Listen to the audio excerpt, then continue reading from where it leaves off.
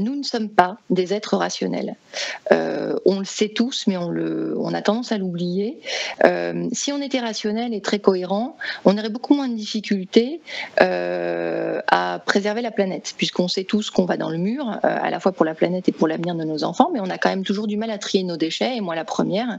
La plupart du temps, je suis avec ma canette et mon bout de carton, et je me demande s'il faut que je le mette à droite ou à gauche. Les ouvriers, les compagnons sur un chantier savent très bien qu'ils doivent porter leurs équipements de sécurité, ils connaissent les bons gestes, mais il n'empêche qu'il y a toujours des accidents de travail sur les chantiers dans le secteur du bâtiment et dans plein d'autres secteurs. Et c'est pas si simple finalement d'adopter les bons comportements quand on est pressé, quand il y a une urgence, quand on doit gérer un imprévu. Donc on se rend compte que le nudge qui consiste finalement à travailler sur une modification de l'architecture de choix pour adopter le bon comportement, ça peut être très utile. Dans le métro, par exemple, ou dans les transports publics à Lyon, il y a des nudges qui ont été développés, déployés, par exemple, pour inciter les usagers à utiliser les escaliers plutôt que les escalators, parce que c'est bon pour la santé. Voilà, ça c'est des dispositifs. On pourrait se dire, à chaque fois qu'on veut encourager les gens à utiliser l'escalier plutôt que l'escalator, on va faire tel nudge parce que ça a marché, donc on va le déployer partout. Il faut le détailler peut-être. À Lyon, le nudge, c'est quoi? C'est que les marches ont été décorées par des artistes, c'est ça, pour leur donner de la couleur et faire en sorte que les gens les empruntent plus facilement juste à côté des escalators, c'est ça l'histoire?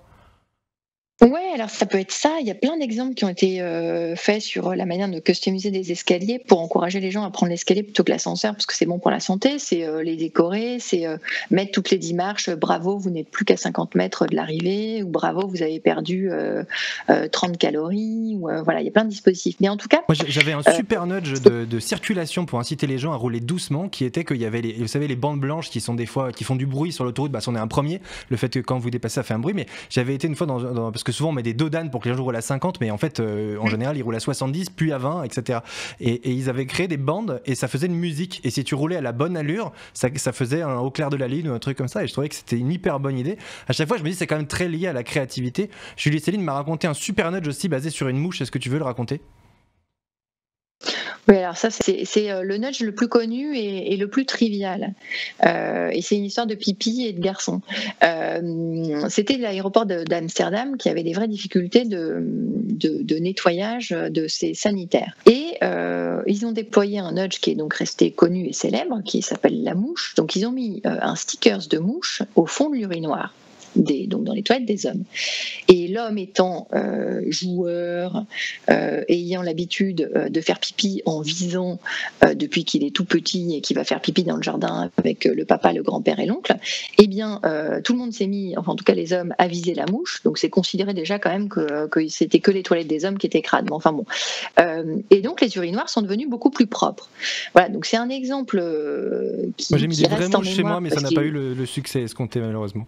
Ouais, parce qu'elles s'envolent. Ouais, c'est vrai que celui-là est très connu. Est-ce qu'il y a d'autres exemples qui sont intéressants? Je sais qu'il y a notamment le gouvernement, on en parlait tout à l'heure, qui l'utilise beaucoup. Je crois qu'ils ont utilisé par exemple un nudge pour faire en sorte que les gens remplissent leur déclaration d'impôt sur Internet, simplement en faisant de la communication sur tout le monde le fait déjà, pourquoi pas vous? Est-ce que ça c'est un biais cognitif aussi qu'ils ont utilisé pour te victimiser entre guillemets en disant que tout le monde le faisait donc il fallait que tu le fasses?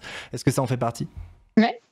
Bien sûr, parce que comme je le disais, on est des êtres sociaux, donc on est très impacté par ce que font les autres. Alors ça a été déployé pour la facture, pour effectivement la feuille d'impôt. C'est aussi déployé beaucoup par exemple les fournisseurs de gaz, d'électricité, d'énergie pour encourager les gens à payer leurs factures. C'est utilisé aussi, ça a été utilisé en Angleterre lors d'une campagne pour augmenter le nombre de donneurs d'organes. C'est-à-dire quand on vous dit tant de gens ont déjà accepté d'être donneurs d'organes et vous, ça a beaucoup plus d'impact que si on vous envoie simplement un courrier en vous disant donnez, on a besoin de donneurs d'organes. Et tout ça, c'est encore une fois, c'est lié au fait qu'on est des êtres sociaux et qu'on se compare. Il y a aussi l'inversion du bouton, alors qu'on utilise aussi beaucoup en marketing sur les sites internet notamment, mais l'inversion de accepter, refuser en fait, plutôt de dire j'accepte, il faut dire je refuse ou choisir finalement ce qui est plus compliqué. En général, les gens s'orientent vers la démarche la plus simple. Et si j'ai bien compris les mécanismes mécanisme des nudges, c'est souvent de rendre la voie vers laquelle on voudrait que les gens tendent plus simple, voire beaucoup plus simple que la voie vers laquelle on voudrait qu'ils ne tendent pas, ce qui permet de leur donner entre guillemets l'illusion qu'ils ont le choix en conscience, mais en réalité on a quand même vachement compliqué le parcours sur internet, sur certains sites. C'est d'ailleurs très compliqué de se sortir d'une page et d'un tunnel de conversion, et très facile d'aller de rajouter des options, etc. On le voit beaucoup en marketing.